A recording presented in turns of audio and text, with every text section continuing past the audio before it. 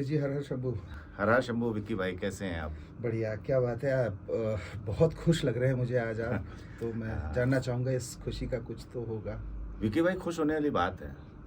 अपनी फिल्म बोलो हर हर शंभू जो है वो पूर्ण रूप से कंप्लीट हो गई है और इसे अब सेंसर में दिया है और बहुत जल्दी चैनल पे मीटिंग करके इस फिल्म को रिलीजिंग की बात चल रही है। ये तो बहुत ही खुशखबरी की बात है और हमारी जो भारत की जनता या विदेश जो भी जहाँ भी हैं लोग, उनके लिए कि एक बहुत ही प्यारी फ़िल्म जो आपने सनातन पे बनाई है। तो मैं इस फ़िल्म के बारे में भी कुछ चीज़ें जानना चाहूँगा आपसे शुरुआत से एंड तक। जी जी। ये फ़िल्म आपकी पहली फ़िल्म थी एज़ अ प्रोड्यूसर। सो मैं ये जानना चाहूँगा कि इस फ़िल्म में महादेव जी का कहाँ तक आशीर्वाद रहा और क्या-क्या चीज़ों का आपने इसमें फ़ेस किया, सामना करना पड़ा? देखिए, अब अगर बात करेंगे कि इस फिल्म में महादेव जी का कहाँ कहाँ हमारे साथ सानिध्य रहा, तो एक बात बताऊँ मैं, बिना महादेव की ये फिल्म बनी नहीं सकती थी। और आपकी जानकारी के लिए बता दूँ, इस फिल्म के रियल प्रोड्यूसर जो है ना महादेव ही हैं, क्या बात भोलेनाथ। है! बहुत बढ़िया, बहुत बढ़िया। और अगर महादेव साथ नहीं होते तो मेरे ख्याल से जितनी तकलीफ़ों का सामना हमें झेलना पड़ा है, हमारे जो पार्टनर हैं, देखा जाए तो उनको भी महादेव ने ही भेजा था। महादेव जी के ही कारण ये फ़िल्म कंप्लीट हो पाई। वरना बहुत सारे लोगों ने कहा कि जो इसमें प्रॉब्लम आ रही हैं, वो प्रॉब्लम इतनी बड़ी हो जाती कि फ़िल्म शायद बीच में ही बंद हो जाती। लेकिन फ़िल्म को बनाने की प्रेरणा महादेव जी से मिली और फ़िल्म बनी भी उन्हीं के कारण। मैं इसमें कलाकारों के बारे में कुछ जानना चाहूँगा, जैसे कि आपसे पहले बात हुई थी कि इसमें कुछ बड़े कलाकार आप ले रहे हैं जी, और लेकिन जिस तरह से मैंने फ़िल्म देखा उसमें कुछ ही बड़े कलाकार हैं और कुछ आपने मतलब जो फ़िल्में कर चुके हैं, ज़्यादा बड़ी नहीं, बट आपने उनको भी लेके काम किया। तो मैं यही जानना चाहूँगा कि मतलब ऐसा क्यों? उसका एक बहुत बड़ा रीज़न है। जो बॉलीवुड है, उसमें क्या है ना कि एक ट्रेंड चल चुका है कि एक वर्ग है, उसको ऊपर दिखाना आपके लिए अच्छा है। एक वर्ग है, उसको कॉमेडी दिखाना आपके लिए अच्छा है। एक वर्ग है, जो डाकू बनेगा, वो आपके लिए अच्छा है। बट मेरा ये मानना है कि हर वर्ग में अच्छाई है और हर वर्ग में बुराई है। मेरी इस फ़िल्म को मैं 2-3 4 बड़े कलाकारों से मैंने अप्रोच किया। इसमें मेरी जो फ़िल्म है, इसमें एक महात्मा का रोल है, पंडित जी का है, जिन्हें सनातन के बारे में बहुत ज्ञान है। तो मेरा ये मानना था कि इसको अगर ये कलाकार करे तो इस कैरेक्टर को जस्टिफ़ाई कर सकता है। तो ऐसे मैंने एक बड़े कलाकार से वाया-वाया करके अप्रोच लिया, मेरी बात हुई। उनको जब मैंने स्टोरी नरेट की, तो कह रहे बहुत अच्छा, बहुत प्यारी स्टोरी है और हम साथ काम करते हैं। तो उन्होंने पूछा कितने दिन का काम है? तो मैंने कहा सर मैक्सिमम 2 दिन का है, 2 दिन में आपका शूट हो जाएगा। बहुत ज़्यादा होगा 3 दिन हो जाएगा, उससे ज़्यादा नहीं होगा। तो बोले बजट क्या है? हमने कहा सर बहुत ज़्यादा, हम 2 लाख रुपए पर डे दे सकते हैं। तो उनका कहना था कि भाई ये कम है, इस रोल को और बड़ा करो, कम से कम 10 दिन के लिए शूट करो, अच्छा। तब हम इस फ़िल्म में कर सकते हैं। तो सर किसी कलाकार के लिए मैं अपनी स्टोरी तो बदल नहीं दूँगा। इसी तरह 2-3 कलाकार और से बात हुई, तो उन्होंने भी यही कहा कि ऐसा-ऐसा है। फिर फाइनली मुझे लगा कि जो मेरा कॉन्सेप्ट में उसमें ये लोग काम करना ही नहीं चाहते हैं। क्योंकि एक वर्ग है, आपको मालूम है कि वो सनातन के खिलाफ खड़ा होता है, उसके साथ नहीं खड़ा होता। हाँ, ये बात तो है खैर। बट मैंने कहा अगर मेरा कॉन्सेप्ट अच्छा है, फिर मैंने कुछ टीवी आर्टिस्ट को अप्रोच किया, जो मेरे कैरेक्टर को डिफ़ाइन करते थे। कुछ इंडस्ट्री के ही बहुत बड़े नहीं हैं, लेकिन अच्छा खासा नाम है। अरुण बख्शी जी हैं, विनीता मलिक जी हैं, जिन्होंने बहुत बड़े-बड़े काम किए हैं। और हकीकत में उनका इस फ़िल्म में काम करना या ना करना, ना मेरे हाथ में था, ना ही उनके हाथ में था। मैं तो ये मानता हूँ कि इस फ़िल्म में जितने लोग भी जुड़े हैं, सिर्फ़ और सिर्फ़ महादेव जी के कारण जुड़े हैं। बस मैं यही सोच के फ़िल्म करता गया और अच्छे लोग जुड़ते गए। और जुड़ने की बात की जाए तो विक्की भाई आपके लिए भी एक सरप्राइज़ है। जब मैं पहली बार यहाँ पे आया था तो मैंने सोचा ही नहीं था कि आपसे मैं 2 गाने कराऊँगा। हाँ, ये बात तो है खैर, मुझे भी है, मैंने भी यही सोचा था कि एज़ अ नॉर्मली आप आए थे, मैं एज़ अ कस्टमर आपको डील किया कि चलो 2 गाने बनाएँगे और वगैरह-वगैरह जो भी हुआ। और उसके बाद जब मैंने गाना किया, तो बहुत ही अच्छा लगा। उसके बाद फिर पता नहीं आपने क्या सोचा कि मुझे ये पूरी फ़िल्म दी नहीं, करनी नहीं है। ये एक वाइब्रेशन होता है। क्या होता है कि जब मैं पहली बार आपसे मिला तो आपकी बात करने का तरीका, आपके काम करने का तरीका, देखिए सर, मेरा ये मानना है कि इंसान के अंदर कुछ अच्छाई होती है, कुछ बुराई होती है, और 2 चीज़ें आदमी के अंदर हो, वो काम जो है 20 की जगह 19% करे, लेकिन उसका व्यवहार 100% होना चाहिए। लेकिन काम ना आता हो और व्यवहार 100% हो तो भी हमारे किसी मतलब का नहीं है। काम 100% हो लेकिन व्यवहार 0 हो तो भी हमारे किसी मतलब का नहीं है। और आपके अंदर ये क्वालिटी थी कि क्योंकि मैंने आपका काम देखा नहीं था, सुना नहीं था, बस मैं पहली बार आया तो आपने शिवाय वाला गाना आपने सुनाया छोटा-सा, मुझे बहुत अच्छा लगा। और सबसे बड़ी चीज़ क्या थी कि उस समय मैंने आपको स्टोरी भी नहीं बताई थी कि मैं फ़िल्म किस बिहाफ़ पे बना रहा हूँ, बेस क्या है। आपने वो गाना अचानक से सुनाया, जबकि बहुत सारे गाने उसके बाद मैं सुनता रहा हूँ कि रोमांटिक सॉन्ग भी हैं, आइटम सॉन्ग भी हैं, बहुत सारे आपने गाने सुनाए मुझे। बट पहला जो गाना आपने सुनाया था शिवाय वाला, मुझे लगा कि शायद मेरी फ़िल्म का बेस भी महादेव जी हैं और ये बंदा गाना भी शिवाय वाला सुना रहा है। तो कहीं न कहीं ये वाइब्रेशन है, पॉज़िटिव वाइब्रेशन है, ये बंदा जुड़ना चाहता है। और देखिए, आपने 2 गाने भी किए, उसके अलावा 2 गानों का वो भी किया आपने 5.1 जो हमें स्टूडियो ट्रैक में सुनते, फ़िल्म में सुनते जो हमें आवाज़ सुनाई देती है, आपने वो भी किया। सर, आप इतना करने के बाद भी आपने इस फ़िल्म का पूरा बीजीएम भी किया, बैकग्राउंड म्यूज़िक भी किया। तो कहीं न कहीं आपको नहीं लगता है कि अगर शिव जी साथ ना होते तो आप इतने लार्ज पैमाने पे जुड़ पाते? नहीं, वो तो है खैर। काफ़ी इसमें डबिंग के समय भी दीपक जी ने जो भी इसमें योगदान दिया आपने खुद देखा। पूरी डबिंग के दौरान और 5.1 मिक्स के दौरान भी हमारी पूरी टीम लगी इसमें। दीपक हो गए, सोनी साउंड इंजीनियर जी, मैं और बाकी खैर अब मैं तो मेन फ़िल्म की जो बात थी वो ही करना चाह रहा था आपसे। आपने ये भी छेड़ दिया।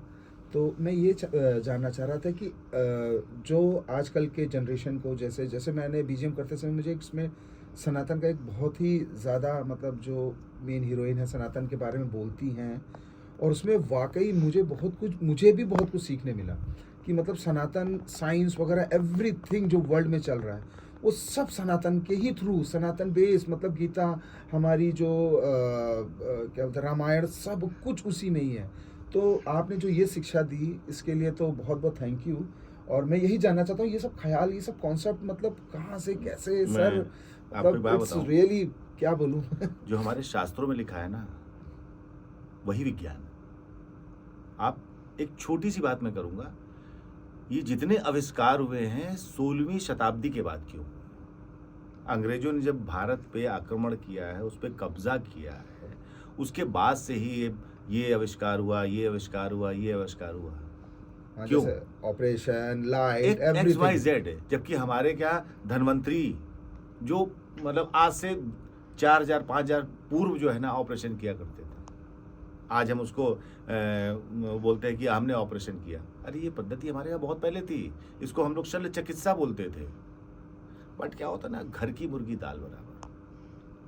शास्त्र हमारे क्या है, हम लोगों ने उसको कायदे से लिया ही नहीं।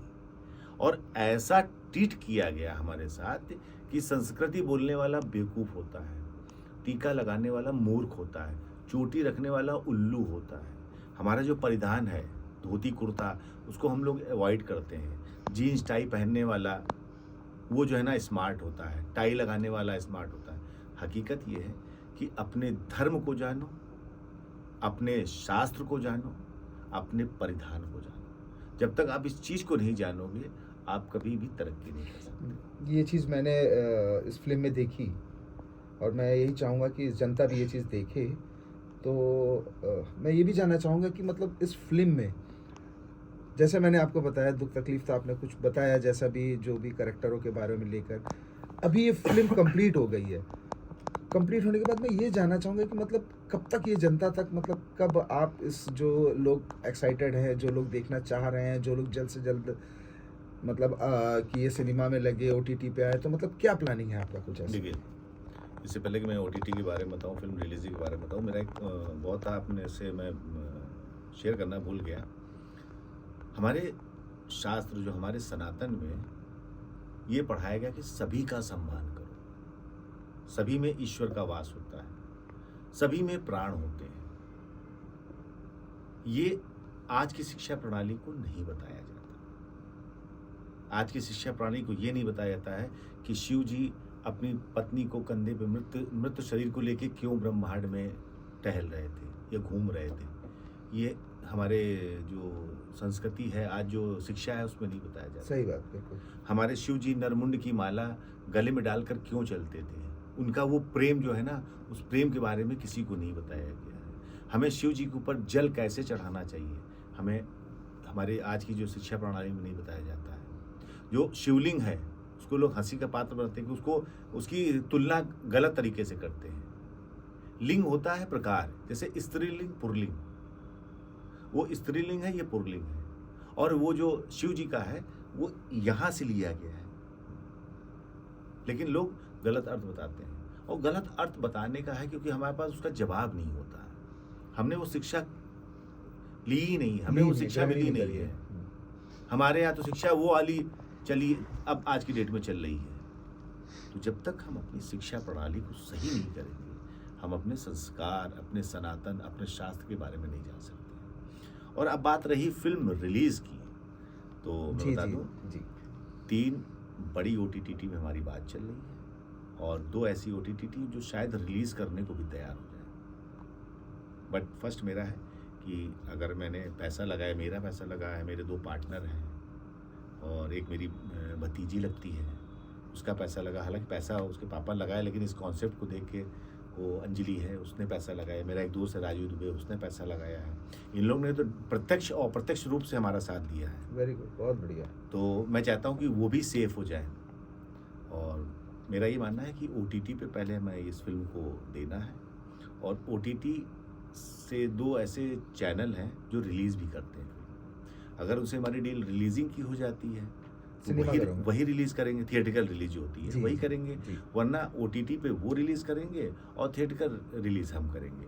बट करना है, हमने इस पूरी शिद्दत के साथ, हमारी पूरी टीम ने पूरे सहयोग के साथ इसको फिल्म बनाई है। और फिल्म बनाने का मेन मकसद है कि जो आज हमारी शिक्षा प्रणाली ने हमारे बच्चों के अंदर दोष भर दिया है, गलतफहमी भर दी है, वो गलतफहमी दूर होनी चाहिए। और जब तक ये गलतफहमी दूर नहीं होगी, हम अपने संस्कार को वापस नहीं पा सकते। तो जितने भी लोग यहाँ स्टूडियो में आते हैं, पूछते हैं सर आपकी फिल्म कब रिलीज़ हो रही है, बहुत अच्छी है, बहुत तारीफ सुन रहे हैं सनातन धर्म के बारे में, खास करके इसके गाने एक से बढ़कर एक, जो माँ पे गाना, जो लव सॉन्ग, जो भी मतलब तीर्थ के, मतलब मैं कुछ चीज़ें लीक नहीं करूँगा, बट मैं यही जानना चाहूँगा कि मतलब जल्दी से जल्दी ये फिल्म रिलीज़ हो, हमारी देश की जनता तक पहुँचे, और मैं यही आशा करूँगा, यही महादेव से, हर हर शंभू जी से दुआ करूँगा, कि प्रार्थना करूँगा कि ज़्यादा से ज़्यादा आपकी ये फिल्म चले, लोग देखें, और ताकि आप इससे बड़ी कोई जल्द ही कुछ एक सनातन धर्म पे एक और फिल्म बनाए। बिल्कुल बिल्कुल सर, सनातन तो वो है, इतना बड़ा है कि अगर हम हर रोज़ एक फिल्म बनाए ना तो ख़त्म होने वाला नहीं है, दूसरा जन्म लेना पड़ेगा। हाँ, बट ये मैं वादा करता हूँ कि जो अगली फिल्म जो होगी वो भी, और सनातन, ये हमारी स्टोरी कल्पना नहीं है, इस स्टोरी को आप कल्पना मत समझिए, ये स्टोरी आज की है, आज के समय में जो समाज में हो रहा है और एक्चुअल में जो होना चाहिए उसको दर्शाने वाली फिल्म है। अगली फिल्म भी होगी ना, वो भी आज के समाज में होगी कि आज के समाज में क्या हो रहा है, कैसे हो रहा है। हाँ, थोड़ा सा कॉन्सेप्ट अलग होगा, हमें बताना पड़ेगा कि हमारे लिए अच्छा क्या है, हमारे लिए गलत क्या है। और मैं फिल्म बना रहा हूँ, थोड़ी सी कॉमर्शियल भी होती है, लेकिन मैसेज उसमें ज़्यादा होगा। मेरा ये मानना है कि फिल्म रियलिस्टिक हो और लोगों की समझ में आए, लोगों को उससे ज्ञान मिले, ना कि जो आजकल की फिल्में है। देखा, हम दूसरी फिल्मों के बारे में बात क्यों करें, अगर बात करना है तो हमें वीर सावरकर की बात करें, तो दीपक हुड्डा ने क्या फिल्म बनाई, वो रणवीर हुड्डा ने कितनी अच्छी फिल्म बनाई, आप देखिए ना। जी, पैशन कंप्लीट फैमिली मूवी, हाँ। मतलब छोटे बच्चे से आप कंप्लीट बीबी बच्चे, माँ बाप, चाचा ताऊ एक साथ बैठ के कोई फिल्म देख सकते हैं। तो वो मैंने जब इसका काम किया तो मुझे लगा बोलो हर शंभू मूवी वो है जिसमें आप पूरे परिवार के साथ बैठ के देख सकते हैं। और इन पे फिल्म बननी चाहिए। और मैं अगर कहूँ तो रणदीप हुड्डा ने जो फिल्म बनाई ना, ऐसे हमारे स्वतंत्रता सेनानियों को फिल्म बननी चाहिए। वीर सावरकर के बारे में बहुत नैरेटिव चला है, बहुत उल्टे सीधे नैरेटिव चले हैं, लेकिन इस फिल्म में उन्होंने पूरे सबके धागे उड़ा दिए हैं। सही बात, बिल्कुल। कि सावरकर जी थे कौन? जेल में रहकर भी उन्होंने कैसे बाहर के लोगों को एनर्जी दी कि देश में क्या करना चाहिए, कैसा। सर, घर बैठ के आज़ादी नहीं आई है। आज़ादी जो है ना, सुभाष चंद्र बोस जी के माध्यम से आई है ना। भगत सिंह, कोई ऐसे शख्स थे ना जिन्होंने आज़ादी, जिनके कारण आज़ादी आई है। तो हम इस पे हम आज़ादी बात नहीं कर रहे हैं। इसके ज्ञान देने के लिए बहुत से हमसे अच्छे जानकार लोग हैं, बट मेरा मानना है कि जितना मेरे अंदर ज्ञान था, इस सनातन के माध्यम से हमने ये बताने की कोशिश की है कि जीवों की हत्या नहीं करनी चाहिए। सभी में ईश्वर का वास है, सभी में प्राण होते हैं, सभी को इज्जत देनी चाहिए, सभी का सम्मान करना चाहिए। और शिक्षा प्रणाली को देखते हुए आप शिक्षा कुछ भी करिए। मेरा ये मानना है कि इंग्लिश बोलने से आप अंग्रेज बन जाते हैं, लेकिन सनातन सीखने से आप संस्कारी बनते हैं। बस मैं इतना कहना बहुत चाहूँगा। बढ़िया। मेरी फिल्म में जिन्होंने जितने भी पार्टिसिपेट हैं, सबने अच्छा बुरा, सबने जिसके पास जो कैपेबिलिटी थी उसने दिया है। जो अच्छा सोचते थे उन्होंने अच्छा दिया है, जो बुरा सोचते थे उन्होंने बुरा दिया है। मेरा तो ये मानना है कि जाकी रही भावना जैसी, ता मूरत देखी दिन तैसी। फिल्म मेरी अच्छी बनी है, इसलिए मैं सबका थैंक्स कहना चाहता हूँ, सबका मैं अभिनंदन करना चाहता हूँ, धन्यवाद करना चाहता हूँ। बस ये फिल्म रिलीज़ हो, आप लोग उसको प्यार दें, सम्मान दें, बस मेरा आपसे यही निवेदन है। हर हर शंभू। हर हर शंभू।